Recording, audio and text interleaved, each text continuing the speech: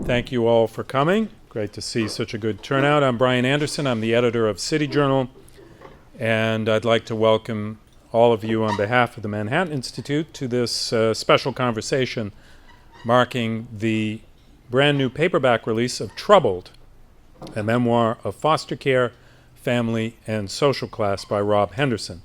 It's a powerful, unflinching account of growing up amid family breakdown, navigating the foster care system and life on the economic margins, and confronting America's deep class divides.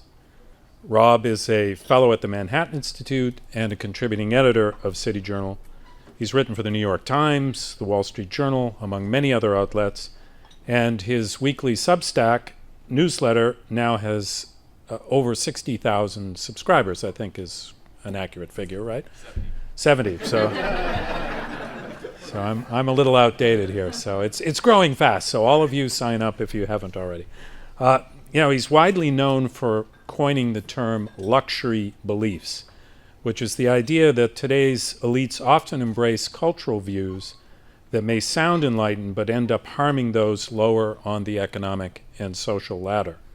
In Troubled, Rob traces his own journey from a chaotic and unstable childhood to serving in the U.S. Air Force, which was transformative, and eventually attending Yale and Cambridge. His story is not only personal, it's also a profound reflection on what happens when family and community collapse and how the pursuit of stability and meaning can become, for many people, a lifelong struggle. The book has recently been optioned for a Hollywood feature film. Now, joining Rob in conversation, I'm very pleased to say, is Dr. Drew Pinsky, a physician, addiction medicine specialist, and one of America's most recognizable voices on mental health, trauma, and recovery. Dr. Drew is best known for decades of work on radio and television, including Loveline, Celebrity Rehab, and the Dr. Drew podcast, where he's helped millions of people better understand addiction, family dysfunction, and the deep wounds that can shape people's lives. He brings to this conversation a wealth of insight into the battles Rob has described in Troubled, from broken families to cycles of trauma and neglect. He's also the author or co-author of several best-selling books, including The Mirror Effect on Celebrity Narcissism and Cracked, about his work in addiction treatment. Together, Rob and Dr. Drew are going to explore what it's like to grow up without a stable family, how class shapes life trajectories in ways that often go unseen, and what it takes to build a life of purpose and resilience in the face of profound adversity. This is a story that speaks to some of the deepest challenges facing American society today and raises urgent questions about family, identity, and the search for belonging. So please welcome Rob Henderson and Drew Pinsky. Thank you.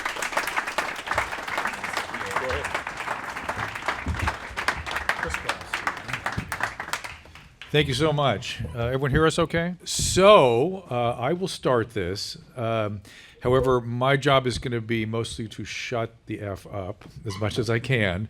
But this is such a privilege to be here with you today. I cannot tell you how pleased I am to be in your life and to be here, to be on the, I think I'm on the back of this thing, am I not, or somewhere? Yeah, somewhere. The hardcover, yeah. And this is not just an important story, looking at exactly the way it has been framed, but this is a historical document. When people think about the data and the breakdown and the shrinkage of the stressors of the lower middle class, they should read this book to understand what it actually looked like on the ground.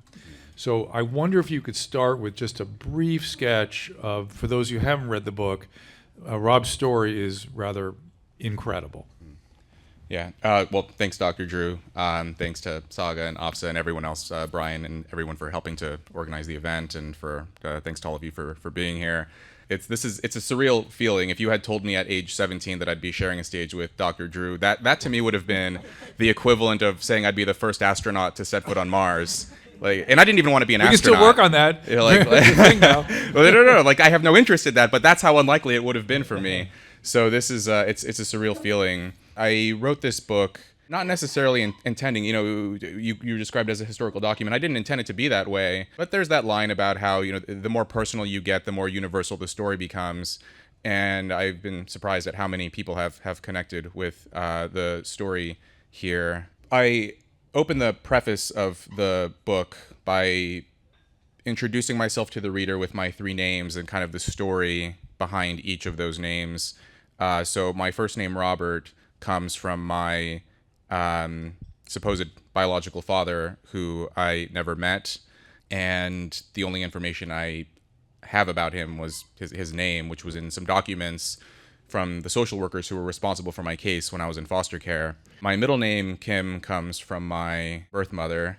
It was her family name, and she had come to the U.S. from Seoul, from South Korea, as a young woman, and she was a college student, and then I think this was like the early 1980s when she arrived, and then her life after a few years started to spiral and got into drugs and addiction and all kinds of catastrophes, which I describe in the early chapters of the book.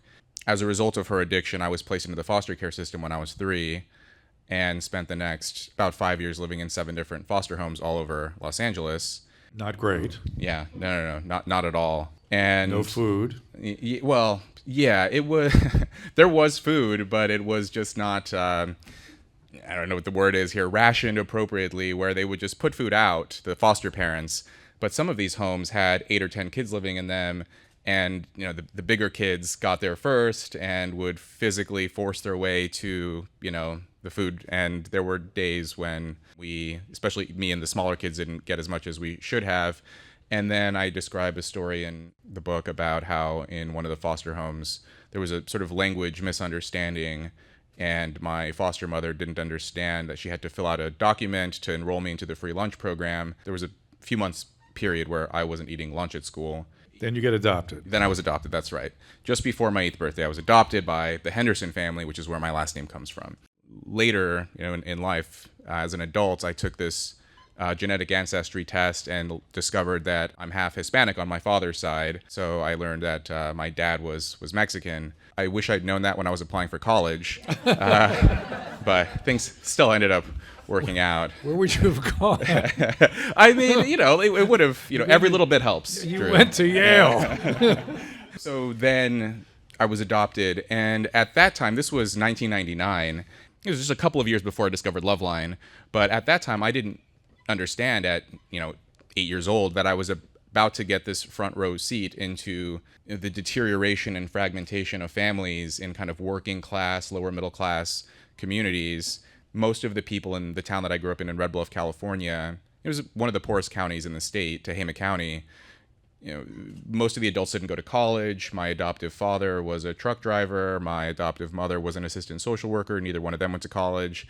And they were married initially when they adopted me, but then they divorced, and divorce was very common. Single parenthood.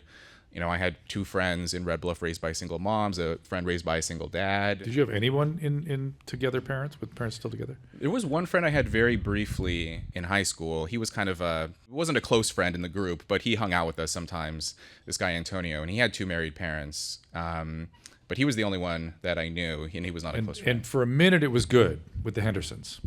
For a minute, you thought, oh, I can breathe. I have a relief. Mm-hmm. And then Dad leaves abruptly. Yeah, it was abrupt. And you already were having real issues with adults. Yes. Already. Were you aware of it at that point? Or were you numbed up so much that the abandonment didn't really register? The divorce didn't register. I tell the story of my parents splitting and what that was like. They just adopted me, and then a little over a year later, they separated. That wasn't that difficult for me because I'd been through so many different changes by that point that this was just another one. It was really hard on my sister, who was their biological daughter. She was not used to that kind of fragmentation and turmoil, so she took it a lot harder than I did. What I did take hard, though, was, initially after the divorce, we did the whole, I'll stay with them one week and stay with mom and then stay with dad. But after a couple of months of this, my adoptive father decided to stop speaking with me. Still don't know what that was, do we? His reasoning was it was my mother who decided to leave him, and he was upset with her for doing that. So he punish you? Yeah. Weird. Yeah. yeah, my understanding is like even to this day, he is still not happy with what had happened there. Is he around still? You ever contact with him? It was weird. So I went to my sister's wedding a little over a year ago. It's Hannah. Yeah, and she got married, and she's a great husband. They're happy. Miracle. Yes. Oh yeah. Because she went through some bad stuff too, repeating the traumas. Yes. Did she have some treatment or something? Yes. Yeah. Okay. Yeah. She had some therapy. So those who are not psychologically oriented, when there's this kind of chaos and trauma in the primary caretakers, young adults act that out over and over and over again. They are attracted to literally the people and circumstances are similar to those that were traumatizing in childhood. Yeah, and I tell the story of one of the guys she dated, and she had some. It took her, just like me, it took some time to sort of course correct. But when I was at the wedding, so yeah, her dad was there, my former adoptive father, and it was weird because I just wrote this book and I had all these memories swirling in my mind, and then I see him, and it was this moment of I see him physically for the first time, and it might have been 15 years the last time I saw him. And now he's just a small old man, and I'm like taller than him. I'm like, oh, it's just that weird thing of time passes by, and just physically seeing him just made me. I don't want to forgive him, but I just felt like, oh, he's a flawed human being who probably went through a lot of his own issues himself. But that, as a kid, impacted me. Him leaving. My mom was working full time, taking on extra hours, trying to make ends meet, and I was this latchkey kid. And it's funny, like a lot of people associate the latchkey kid phenomenon with Gen X, but this was happening with millennials too. But I think it was just there was this kind of class divide where millennials in the 90s and early 2000s, there were plenty of kids who would walk to and from school unsupervised at home. Those were the kids being raised in single parent families or in sort of alternate arrangements. And so I was unsupervised for long stretches of time and, got into trouble and misadventures with a lot of the other young boys who were also not being over. And you make a point in the book about the lack of father figure and what attracts the young males to these gangs, and it's sort of how military saved you. There's this interesting, there's this divide among the universities and mainstream America, but then the military as well. And one thing that occurred to me as someone who's been through both the military and the university system is that the higher education system claims to promote equality of social mobility, of getting more people sort of to climb up on that ladder and climb upward. That's their stated aim. But then they implicitly and perhaps inadvertently sort of re-entrench social hierarchies because there's this growing diploma divide in the country, whether you went to college or not. And then what kind of college you went to and so on. Whereas the military is almost the reverse, where it's an explicit hierarchy, where you literally, you have stripes on your sleeve that determine where you fall on the actual pecking order of who listens to who. So it's an explicit hierarchy, but it has been historically this engine for social mobility for young people, especially young men historically, to, climb out of difficult circumstances and to rise above them. And so one of the points I make in the book was because I had this completely unfettered freedom as a kid to just do whatever I wanted, it just allowed me to make a lot of poor choices.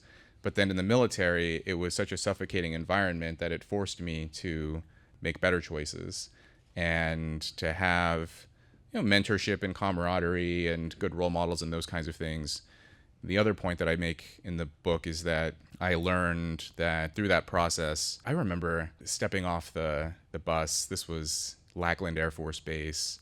I was 17 years old. The instructors immediately getting on the bus and shouting at us. And I remember one instructor, this is like the guy right next to him, he gets right in his face and says, "I don't want you to think you're doing me any favors." He was like, I could have all of you clowns out of here tomorrow and have these seats filled up again tomorrow. This was before the recruitment shortfall, so he wasn't lying. This was a different time, but it was just, they broke you down a lot, and then they build you back up later. I remember just like initially regretting it, going from having complete freedom of being able to do whatever I wanted, and suddenly I'm being told what to do every minute of every day, from how you fold your clothes to ensure you make your bed, how you wear your uniform. And it was actually aggravating for me as a teenage kid, 17, 18 years old. In the book, you say you liked it. Yeah, you say it was good for you and you were aware of it. Well, once I had sort of once I developed enough Yeah. and matured enough to recognize it in that moment, I think I mentioned, that I sort of summarized basic training in like a page or two, Yeah. because if I actually walked you through step by step, you would get bored. It's so mind-numbing how boring it is. There's like physical training, those kinds of things. Everyone when you think about basic training in the military, but no one, wants to read about like how you precisely roll a t-shirt Yeah. and make sure that it's, 2 inches and 3/4 by 6 inches. And it's, but this is mind-numbing stuff that they make you do. And at the time I didn't like it, but once I left and sort of learned, there was a purpose to this, there was a reason why they were putting us through these bizarre, mind-numbing tasks, and grew to appreciate it. And then later I liked it. I saw this TikTok video recently of this probably 18 or 19-year-old kid. He was a new recruit in his barracks. He and all his friends were complaining about how much life sucked being, the low man on the totem pole in the Army. And I'm watching this video, and I'm like, I know exactly how they feel. It's like a horrible feeling to be like young male in general. You don't really have anything going for you, but now you're being told what to do every minute of every day. But I saw that and thought, in 5 years from now, 10 years from now, they're going to be happy that they made that choice. And we're jumping around a bit, but that did help you contain some of the problematic behaviors, which were profound. I mean, it's hard for me to imagine you doing some of the things that you talk about doing. Really? Rob did that? And that all stopped, but the complex PTSD did not go away. Yeah. One thing I appreciate about you, Drew, is I've seen you talk about this book and other stories in different contexts. And one of the things, when you were talking about Troubled on your podcast with some other guests, you said that you're glad that this story is getting out there because people need to know how commonplace these stories are. Oh, because yeah. you understand how common this is. Oh, yeah. A lot of people don't. A lot of people read a story like this, or other stories of people going through difficult circumstances, and think, oh, this is an anomaly. These are rare stories, but actually they're far more common than people think. And that was the reason, one reason among others, why I wrote it, because the segment of society who wields disproportionate political and cultural and economic influence, they are the ones who are the least likely to learn about these kinds of stories. But because of the work you did with Loveline and other platforms, you took calls like this every night. And I remember being a teenager listening to you and feeling confused, but also this sense of relief that there were other struggling kids out there too. There were like a couple of different influences on me that were positive. So one was Loveline at this time when I was in high school in the late 2000s. And then the other one that I credit is my sister, because I think there were a couple of moments where I made plenty of bad decisions, but I could have made even worse ones. But I did want to not disappoint her too much. That did not come through to me in the book. Okay. What came through to me in the book was that you always had the ability to work and were willing to work, and people noticed that and said, "Hey, kid, you got something here. Let me spend some time mentoring you, old Joe." Yeah. And so these adults would come in and go, "Hey, man, do you think about that? It wasn't old Joe that wanted to mention the boxing military gym. This was Gym, in the there's a boxing gym. boxing. When I was in middle school at this time, and then when I later, got jobs, I Even in was the a military, because you dishwasher. hustled, you moved up faster than everybody else." Yeah. There was something about work that I almost enjoyed. But I imagine your Yeah. peers thought you were sort of what's the word I'm looking for? Suck up or something. Yeah, I don't know, you're somehow you're working for the man. or whatever. No. This was actually it was weird. Like, this was one of the Chump. That's what I'm looking for. You're a chump. No. It was not like this. It was actually weirdly the reverse of that, where I don't know what it was, but maybe it was just a community that I was in. I mean, it is like, sort of tilts. It's very sort of working class, white and Hispanic community, and hard work is still like a valued principle there. And so I just remember a lot of the high school students, it was actually considered cool to have a job and to like make money and to have a car, and it was very different, I think, from a lot of the way teenagers are today. Right. But at that time, getting a job was recognized as like something worthy of pursuing, making money and those kinds of things. I felt better about myself, that I was doing something productive and that I was earning money as a result of it. Whereas my impression towards school was so different, I think because of those early experiences in the foster homes, changing schools all the time, changing teachers, moving around so much. Well, the school thing was so classic, right? You're excelling, and then you have psychiatric symptoms. You're like, oh, screw it. Yeah. And no one pulls you aside and go, hey, kid, are you okay? Is anything going on? Can we adjust this? Can we work on this? Right? Nobody assessed you. Nobody. Well, there was one. The final foster home. I you had the social worker, but that's well, not the social worker. It was the social worker and the teacher. Jane, is that her name? Jerry. Yeah. Well, they thought that I might have had a learning disability because I was doing so poorly in school, and so I took an IQ test. They sent a psychologist, and I scored below average overall, and I scored way below average on the verbal section. It wasn't because I was not capable of doing the test. It was because no one read to me. And I barely knew the alphabet, and I was 7 years old by this point. I was in second grade, and I couldn't even read at a kindergarten level, and that was why I scored so low on the verbal section. And it was weird because I looked at the results of this test, and like there are all these subcomponents, like the quantitative math section I actually did pretty well on, but then the verbal section I did so poorly on, and it was just a mess. It was also in part because I felt this, maybe a little bit of this like oppositional defiance thing where the psychologist is asking me these questions and I would purposely give wrong answers to some of the questions. Perfect. Yeah. And I felt that kind of. Was that where you started reading? Rebellious. Was that you just so reading also saved you? So hard work, mentorship, reading, intellect. Those were all factors. I mean, there were a couple of points that I tried to make regarding that question, which I get a lot, is what allowed you to succeed despite everything you'd gone through. And there's always that question of nature and nurture and genes and environment. And I think like I tried to make it clear early on that I was always this curious kid who was capable of doing well in school, but I just had all of this baggage weighing me down, all of these forces around me. And the point I try to make is that being academically inclined is maybe necessary but not sufficient to do well in school. You can have a bright kid, but if they lived in the kind of foster care system that I lived in, or the kinds of families that I lived in and witnessed the kinds of events that I did, you're still not going to do well in school, even if you have that raw ability there, which isn't necessarily the same thing as saying every foster kid can go to Harvard or Yale or something. Those are different things. But I'm just saying, if you have a kid who has that potential, it still needs to be molded and sculpted. You still need to have role models. You still need to have some stability in place. So I wrote the book in part highlighting the stories of a lot of my high school friends and how their lives turned out, to indicate to the reader that, you can read this story as, typical kind of bootstraps narrative of, if you work hard and, with some talent and some luck and some mentorship and guidance, you can succeed. But I also wanted the reader to know that that's not the typical story of someone who grew up the way that I did. The typical outcome is what happened with my friends. Which is? Well, so I had 5 close friends growing up.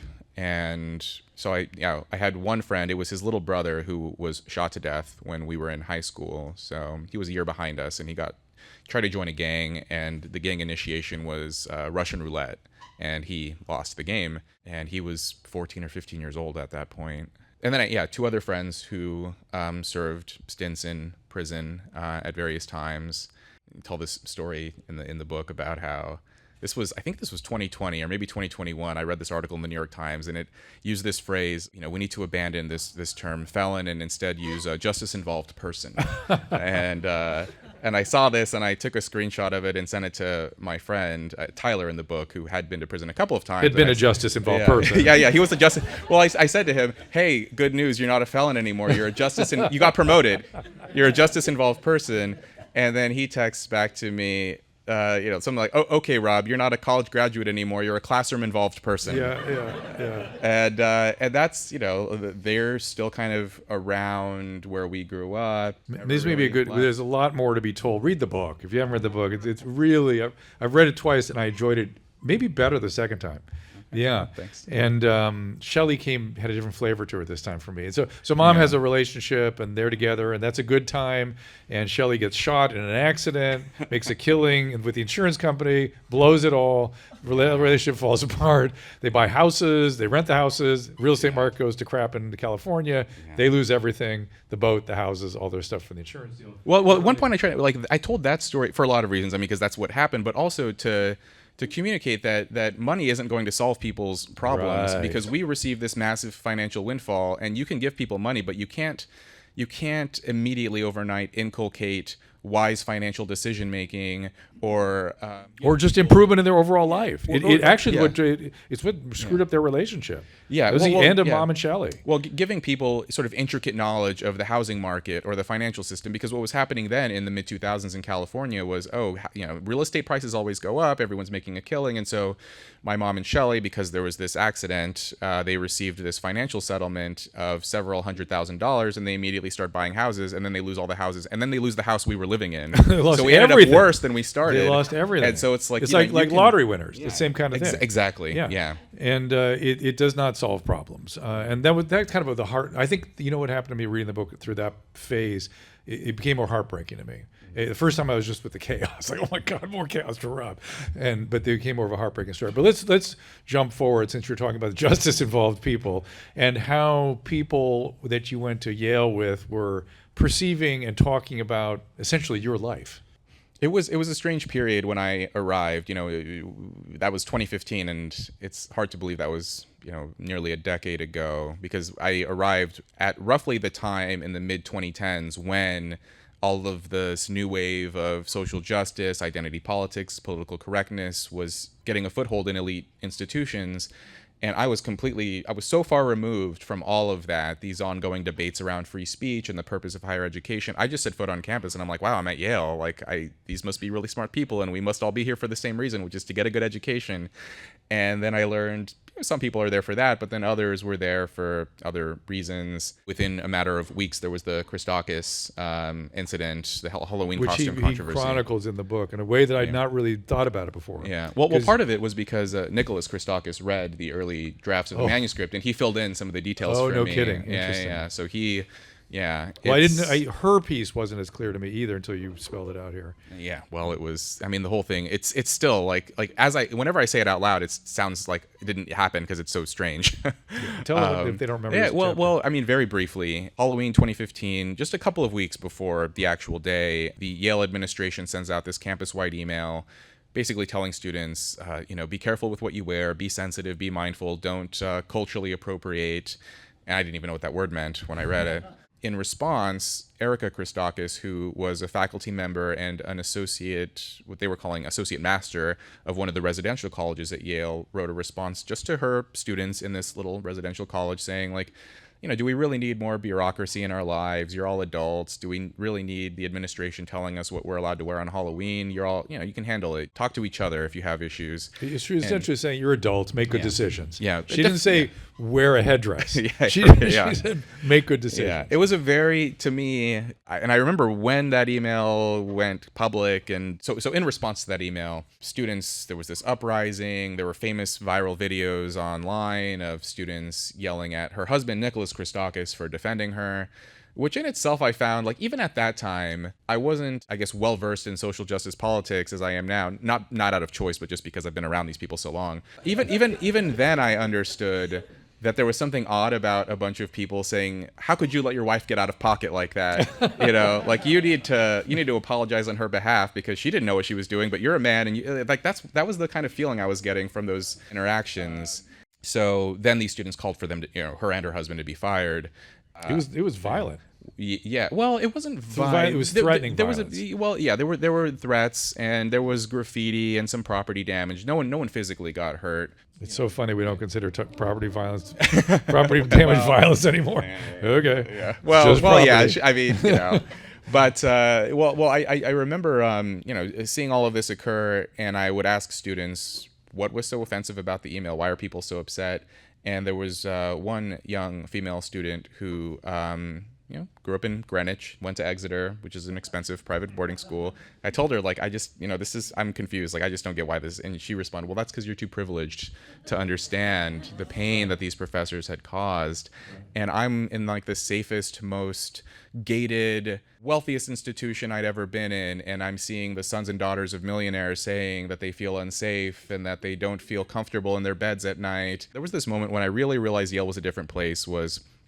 I was in Sterling Memorial Library, the main campus library at Yale, 8 p.m. on a Tuesday, and I'm studying. This is like, within a couple of weeks of the first my first semester there, and I have to use the restroom, and I get up and I'm closing my MacBook, which was at that point the most expensive thing I owned. So I close my MacBook and I'm about to put it in my backpack to go to the restroom, and I close my MacBook and I look around and I see a slew of other laptops that have been abandoned and just left on the tables, and students wandering around, leaving their belongings completely unmonitored. And then I realize, oh, like, no one steals anything here. Like, these are all a bunch of rich kids. Like, no one's stealing each other's MacBooks at a place like this. And that was the first time I'd ever been in an environment where I didn't have to worry about my belongings being stolen. And so to go from that and then these students talking about how unsafe they felt was just very bizarre. And how privileged you are. Yeah, I was the privileged one. Did you push back on that? Could you? Or were you at just that moment, I was so bewildered? stunned Yeah. that I had nothing to say. Yeah. So there's a lot more that we could. Rob and I get together. It goes for a while. Yeah. So there's a lot more we could talk about. We could fill in. And again, I'm just enamored by this book. But I thought we might get some questions going from the audience, if that's okay. There's a question in the we back. could start setting up for questions, and I can call on and you can ask me or Dr. Drew whatever. questions. I wanted to indulge Yeah. your 17-year-old self, because you said you had a question for me. Oh, yeah. Well, I guess there were a couple of questions, but one was Now there are a couple of questions. Well, one is have you, because you've been speaking with young people for decades now. Yeah. I mean, you started Loveline when 83. was it in the 80s? 83. Yeah. So I'll ask the one question. We'll do some Q&A, and then I'll slide the other one in later. But this first question is, what have you noticed among young people? Has anything shifted since the 80s to the present? In terms I hope you're kidding by that question. No. Like, well, what have you noticed? So I was aware that the 60s and 70s had a really bad effect on families and on children in particular. The sexual revolution, people were around in the 70s, included people acting out on children and just going, hey, they're just sexual beings, they're just little adults, no big deal, nothing. I mean, it was a horror. Listen to the lyrics of some of the rock songs from the 70s. I just saw on Twitter yesterday, somebody put up the Led Zeppelin album with the little girls naked walking around in the front, and the title of the tweet was, why didn't somebody question this? And there was a lot of things going on. In any event, PTSD, trauma, destroyed families, stuff you were dealing with, was really manifesting in the 80s and 90s in people's behaviors, substance abuse, complex PTSD. And then came around again in the 2000s. Now they're reenacting the trauma, making bad choices, unwilling to get married because marriage is just a piece of paper. And I'm thinking, what contract is not just a piece of paper, everybody? All contracts are pieces of paper. But they really, what was in it, they were so traumatized by the ruptures of their family systems, they didn't want to give it another chance even. They just closed down, numbed up, and wouldn't even have relationships many times. Or if they did, they were traumatic reenactments. The thing I saw, there was still a hunger for information well into the 2000s, maybe 2010, 2015-ish era.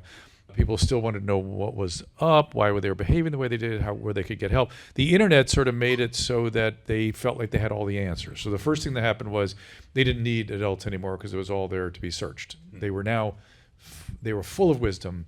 They were actually full of information that they didn't understand. It didn't understand the difference between wisdom and information. So this got very confusing, where they felt like they were completely empowered, completely knowledgeable, and you were making the same damn mistakes as everybody else. But something very specific started happening, where you couldn't go to colleges and give a talk without getting attacked. And I remember I went to a high school and gave a talk in about 2014 or something, and the school psychologist pulled me aside and said, and it was a talk about addiction. I was giving a expert discussion on addiction and how it works, and the school psychologist pulled me aside and he said, yeah, I need you to know the kids think you're too authoritative. I thought, you brought me in here as an authority. You're an authority. And if I'm not an authority on addiction, what am I? And what I just gave a basic lecture on addiction. What are you talking about? Well, just need to know they were troubled. They didn't feel safe. This kind of thing. So I saw it coming, and I just stopped. I just thought there's a big problem coming, and I'm not going to be able to solve it, and they don't want to hear from me, so I'll just stop. So what year was that, around that time, where you noticed the shift on college campuses? Probably in the late, like 2005 to 2010. Okay. When it really started going, and then Yeah. it became then nobody could go. Comedians stopped going. Everybody Yeah. stopped. Well, going. I remember reading that Jerry Seinfeld and Chris Rock refused to play college campuses Yeah. because for this very reason Yeah. that students have become very sort of hypersensitive. And I wonder if we'll see a shift now. People talk about the vibe shift, the cultural shift. Things don't seem quite as crazy as they were. No, they don't. But it 5 still years feels ago. it still feels dangerous to go on college campuses. Maybe a younger person who understands exactly what they need or something can come in there and do something. But I've spoken on a this few is college you. You need to campuses. Well, I'm speaking at Princeton on Wednesday actually, but I gave this talk at the Hotchkiss School, the private boarding school, and I told that joke about I discovered that I'm half Mexican on my father's side. I wish I'd known that when I was applying for college. No laughs. No one. They did not like. And then I had this like private meeting later after the talk. It was supposed to be like this friendly meeting with some of the teachers, but one of the teachers he was like, "Well, that comment, I'm not sure I agreed with that very." And I'm like, "Oh, okay, yeah, Okay. And it was like the kind of school with like gender neutral bathrooms and this kind of thing. So anyway, so we do questions now. Okay, well, first of all, thank you both for being here today. I had a question. Kind of more concerns what you spoke about in the book a little bit, but potentially a question that's applicable to both of you. So you've argued that luxury beliefs let the upper classes signal altruism and other virtues and set themselves apart from the lower classes who can perhaps directly see how some of these particular manifestations of that can be harmful. But if most of these people are actually quite sincere, as they appear to be, if not actually fanatical, as they also often appear to be, how exactly is it that status or status seeking is what causes them to adopt these views? And maybe it calls to mind a broader question of why do we really believe what we believe if it's not just a process of rational deliberation, evaluation of all the facts, which obviously, right, is not the case, but yet we still sometimes come to hold these passionate convictions. So I'm just kind of curious as to, what do you see as the mechanisms by which people actually come to hold these beliefs that are, that confer status upon them for the reasons you pointed out? There are a couple of different mechanisms. So luxury beliefs, very briefly, I'm sure some of you know. So I've defined this term, luxury beliefs, ideas and opinions that confer status on the affluent while often inflicting costs on the less fortunate members of society. And a core feature of a luxury belief is that the believer is sheltered from the consequences of his or her So belief. the two classics for me are defund the police. Yep. And marriage. Marriage is not an important institution. Yeah, exactly. And this, so how does it start? There are different ways it begins. A lot of these luxury beliefs are born in elite institutions, elite universities. It kind of spreads through legacy media outlets. And so defund the police is a classic case because at no point, even at the height of the defund the police movement, the vast majority of Americans were always against it. And yet it acquired a lot of cultural cachet among certain segments of elites. And there were cities in America that reduced funding for law enforcement. And then it just cultivated this general attitude. Even if for cities that didn't actually defund their police, it cultivated this attitude of anti-police sentiment and police less willing to do their jobs. And there was a story out of San Francisco I saw of these police were chasing some suspect or something, and then some bystanders interfered and tried to stop the police from chasing him. And in the old days, if the police are chasing a suspect, bystanders might help the cops. Now they're helping the criminals, and so there's this interesting shift there. And then I sometimes only half jokingly say, you guys remember that book In Defense of Looting from 2020? It got some press and NPR and The Atlantic. The most cynical part of me thinks that was basically an audition to introduce a new luxury belief in legacy media. But even elites were horrified by this, and they were like, all right, this is a little too, and then they kind of walked it back and memory hold it. But this is kind of how it starts with elite academics, spreads through journalism, and then kind of becomes the prevailing sentiment overall. And then sometimes there's a backlash, and then fashions change over time. But then as far as like how people acquire beliefs and everything, that would be a very long discussion. So. Yeah, there's aspects of personality involved with that. There's childhood experiences. Well, you talk, Drew, sometimes about like sort of you break down into rough percentages about like the ideological fanatics and then the people who kind of passively go along. Can you? Well, this is the Matthias Desmet theory about mass formation, And I've studied a lot about mobs and true believers, and because during COVID I was like, what just happened? What is this? And then, oh my God, there it is in history over and over and over again. And it pretty much always takes the same form, which is that 20% are persuaded immediately, they're hypnotized, and they become true believers, and they become fanatics, and they cancel people who disbelieve. They're all in. 10% raise their hand and go, this is BS. Something's wrong here. There's something off. And the middle, the rest 70%, it just wants to be left alone, do their, live and take care of their family. They just want to grill. They just want to be left alone. And it is that 20% that we have to worry about. I mean, and every one of them, I've met many of them now, and all of them insist that they would have fought off some of the hysterias of 1939 in Germany, when in fact they would have been the prison guards. Which is the craziness of all this. Be part of that 10%. Be prepared to go, excuse me, this doesn't feel right to me. Well, let's kind of go over to this side of Canada. There's lots of Do we have anyone over here, and then we'll go back there? Yeah. So here first. Someone here? Anyone here? Yeah. So, with respect to the decline of marriage and single parenthood, there's a school of thought that says this is a product of the decline of men's economic capabilities, and I'm just wondering, even if the vibe shift should place marriage and dual parenthood, back on its pedestal, what the potential it is for it to make it, if the economic fortunes of working class males do not improve. There's a really interesting book called Promises I Can Keep by Maria Kefalis, and there's another co-author, two sociologists, and one thing they point out, and I've seen this also cited by Melissa Carney in the two-parent privilege, that the sort of decline in wages for kind of blue-collar working-class men, that's responsible for some of the decline in marriage in those communities, but it's only one factor. And it doesn't even seem to be an especially large one. It really seems to be cultural attitude. So there was a study in the two-parent privilege that Melissa Carney cites about some communities in the U.S. Where there was a fracking boom, and suddenly blue-collar men's wages skyrocketed, and yet marriage rates didn't move at all. So you had this group of blue-collar men who were suddenly earning high incomes, and they didn't appear to be any more attractive as romantic partners.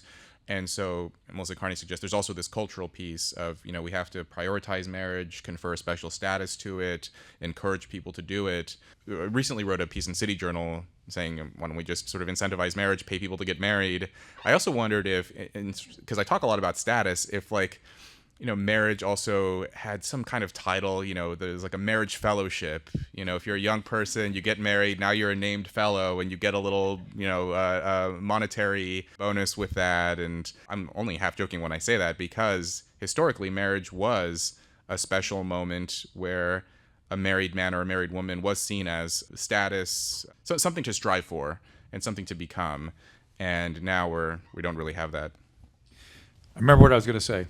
I was going to say that these ideological misadventures never come from people with clinical experience. People who actually understand human beings and how they work do not get lost in ideas. Things have to have a basis in reality, and there's got to be a natural science sort of justification and scientific discourse to justify anything that you're saying is so.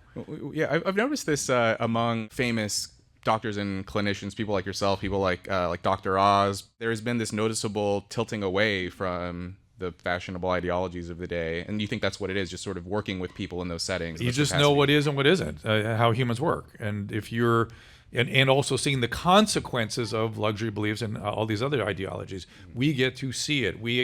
And people, because it's all shrouded in this cool status. You don't hear the reality of the suffering until the door is shut and you're sitting in the room with the patient, and then it's profound. So, it's very apparent to us. Other thoughts, other questions? Maybe someone here.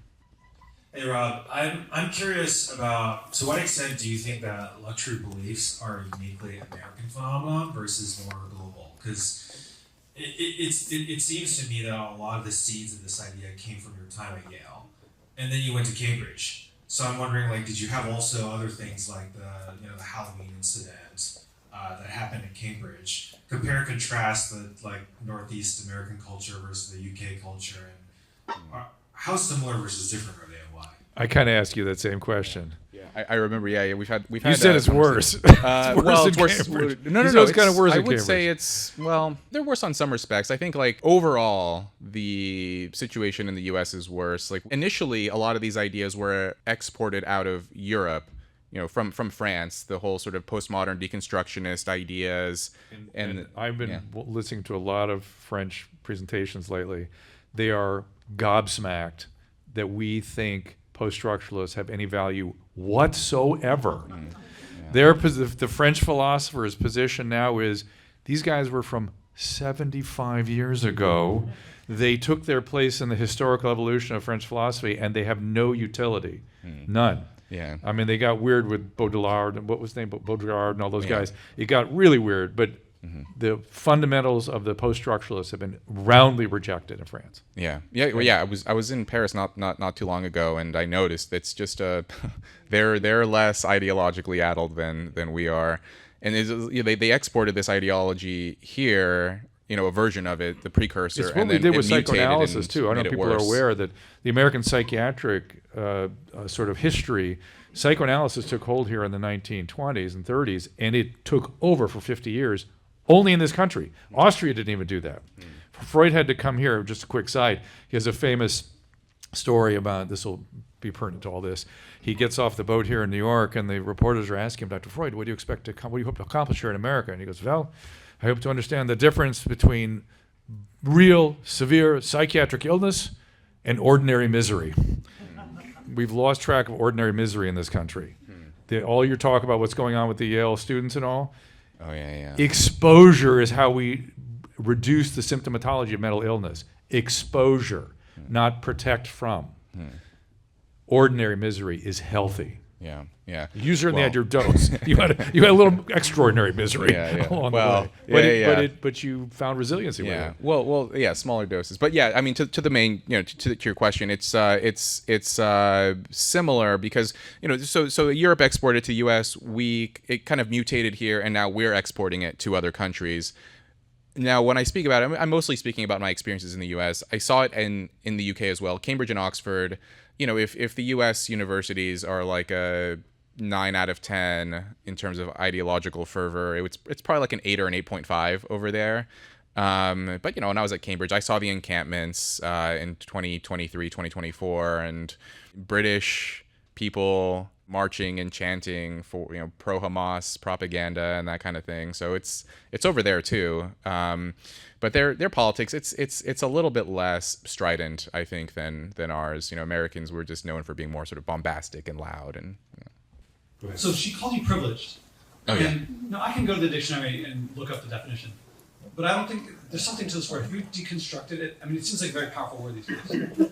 What does it mean? I mean, have you thought about what it means beyond what what the dictionary says and what the average person thinks? About privilege or well, so the kind of intellectual acrobatics required for her to say that and no, she didn't. But I think, and weirdly, it was when she said that, it's this weird form of stereotyping, which in other contexts, they would be very opposed to this, where she looked at me and made a series of assumptions of, he's a cisgendered, heterosexual, biracial Asian male, and therefore he must have lived a very charmed life. And in other contexts, if she had made a series of assumptions about other people in other contexts and other backgrounds and ethnicities and so on, she wouldn't have voiced that kind of opinion. One thing that I learned at Yale was, on the one hand, the census categories you belong to supposedly give you a great deal of authority to speak on certain issues. But then on the other hand, there was this great emphasis placed on lived experience of, well, you can cite statistics and survey data all day, but my lived experience tells me you're wrong.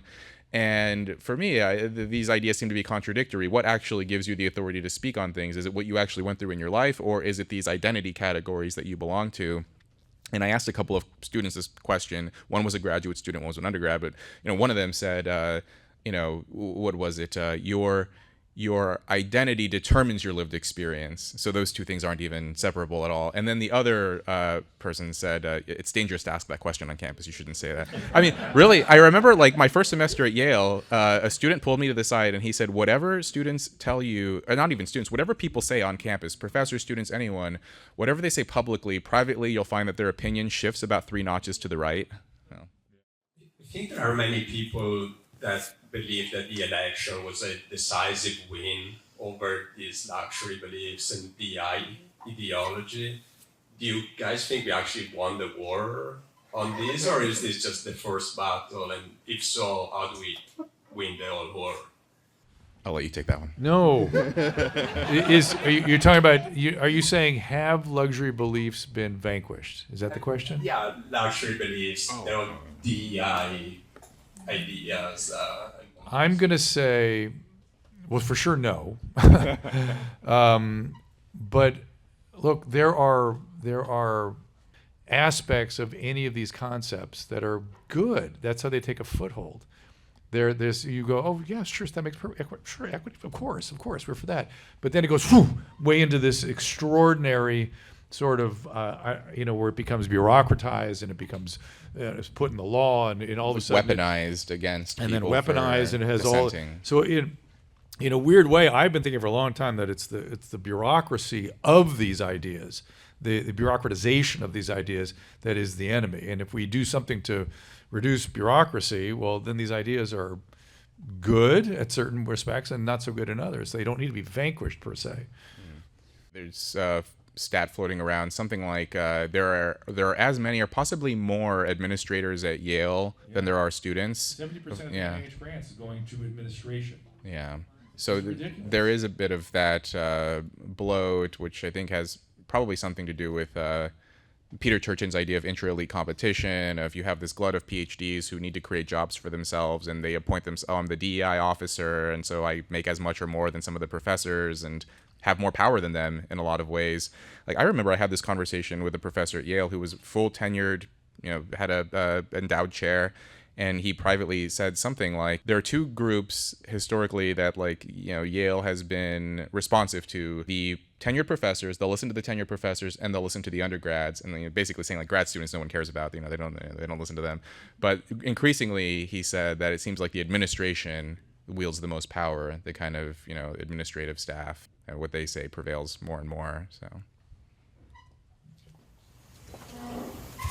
this is a question for Rob. Would you send your own kid to Yale, or would you encourage them to go to? I'm just curious how you think about the trade-offs between, sending your kid to an elite, prestigious institution, and also the risk of them, absorbing some of these luxury beliefs and other things that you have. I wouldn't encourage or discourage. I think if he or she decides they want to go there, I'll let them know what my experience was. We could visit the campus together and get a sense of what hopefully by that point things will have shifted, or, we'll see how the education system changes. I don't donate. I am not, I just had lunch the other day with a friend of mine who's Yale alum, and we both kind of talked about how, we have there's this ideal of Yale, Mother Yale, this, place of learning and education and this rich history. But then what Yale actually is just so different than what I expected that disillusionment will never, I think, completely vanish. But I wouldn't encourage or discourage. I would just kind of allow them to make their choices and as informed as they could possibly be. But yeah, there's still plenty of issues with higher education. Some people say, there's the vibe shift, wokeness peaked. My understanding is, and I have a lot of friends in academia, it's as bad or worse as ever in the universities. You're seeing it now with the encampments and protests and everything. It's still as if it had never changed. Like it's still 2016 on campus. Yes. I appreciate y'all being here. Thank you. I just was curious. You didn't mention like religion or God. Was any of that? Is there a thread in your life about God? There were a couple of brief asides in the book. Like shortly after I was adopted, we went to church. My adoptive parents were Seventh-day Adventists when they adopted me, but then after they divorced, they stopped going to church, which is very common. You know, if you look at religious attendance, married couples are more likely to attend religious services than lone parents, single parents, you know, fragmented family structures, and we were kind of a data point for that, so we stopped going. So religion was never a big part of my life, but I remember receiving emails from readers. These were Christian readers, and they said that they usually had two comments. One was they were surprised and delighted to see that I'd mentioned Christianity in my book, and that they were also surprised that I didn't say anything negative about it, and they thanked me for that. You know, they're like, thank you for not bashing on Christianity in your book, because I guess in a lot of cases, whenever Christianity is mentioned, it's only in a derogatory sense, and I didn't have anything negative to say about, oh, these backwards religious people, and I just needed to go to Yale and make, you know, become enlightened or something. That was not the story, and I think they were worried that that's what it would be. Thank you so much, Rob, for being here and also for moving to New York as a fellow Californian. So, I have a personal question for you, and it relates to what you mentioned in the book about feeling that in the earlier stages in life, like the lack of love and a stable support system and believing who you are.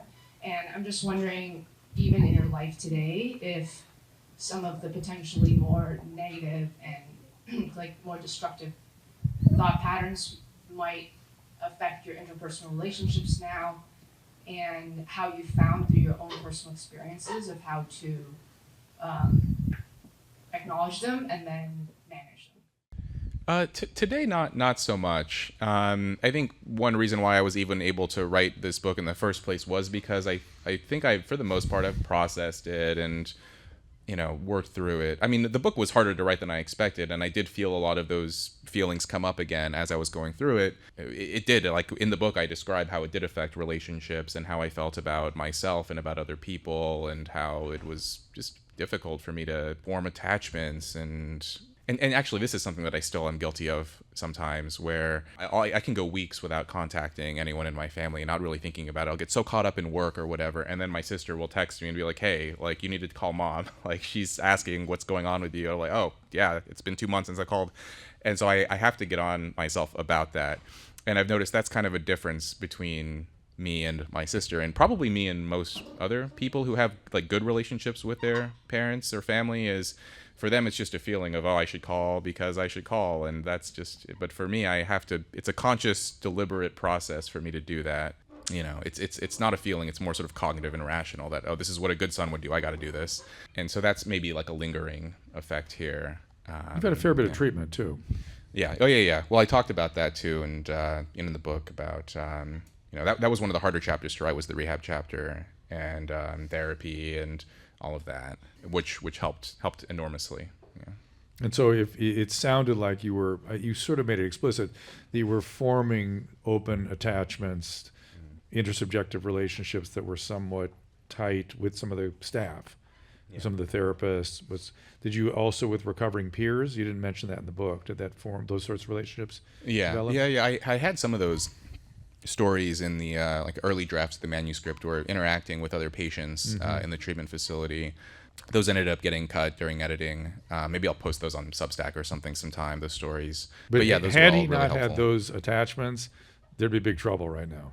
You would have trouble, not just intimacy, but sustaining relationships. I guess my whatever difficulty that it was mostly towards kind of authority figures and teachers and parents and bosses, and I was able to manage it when I needed to and contain it. I never really had difficulty with making friends or You tell those a kinds of story things, about a so. relationship that you just sort of tossed away. Oh well, yeah. Oh, yeah, there's romantic that. Oh, yeah. relationships were a little, Oh, yeah. you know, they were a little more thorny. Yeah. Friendships were fine, but yeah, there was, I tell that the story of that relationship where, you know, it was very much just, and I think this attitude is also commonplace now, of everyone's replaceable and Transactional. You know, transactional, and just enjoy it while it lasts. It's the opposite of intimacy. Yeah. You talked a little bit about how do people acquire luxury beliefs, like in colleges, institutions, and backgrounds, but their actions don't really impact life. I'm really curious, how do people sustain that when they have seen far more in life? Like, an example, the editorial board of Nature magazine, American Science, American Medical Associations. How do they're not the 10% hypnotized fanatics. how do they talk about so convincingly, at least, some beliefs that we all find strange? It seems like cowardice, but I'm curious what you think. Cowardice. So let me make sure I understand the question. It's how do they maintain these things when they go out in the world and the evidence is so contrary? A lot of them are insulated from those experiences by being on editorial boards and staying in ivory towers and things. And then they have a group that they're indoctrinating all the time. The further the kids move away from those institutions, the less likely they are to maintain those luxury beliefs when they start seeing the evidence. Okay. Yeah, I was thinking, well, I'll just very quickly, my thought here was just cowardice because they personally don't believe it, but it is the fashionable belief, or someone pressured them to go with it, and then they print it and don't challenge it, even if they know it's wrong. But maybe one more question. Are we? Should we do one? Are we wrapping up then? Okay. One more. Yeah, maybe one more then. Yeah, okay. Go ahead. Hey Rob, I was wondering if you could talk a little bit about your journey from getting out of the Air Force and getting into psychology, like what your thought process was. Air Force to psychology. Okay, so very briefly, it was like my final year. I tell the story in the book. I read a book by Steven Pinker, How the Mind Works. I read his other books, read a bunch of other psychology books in the meantime.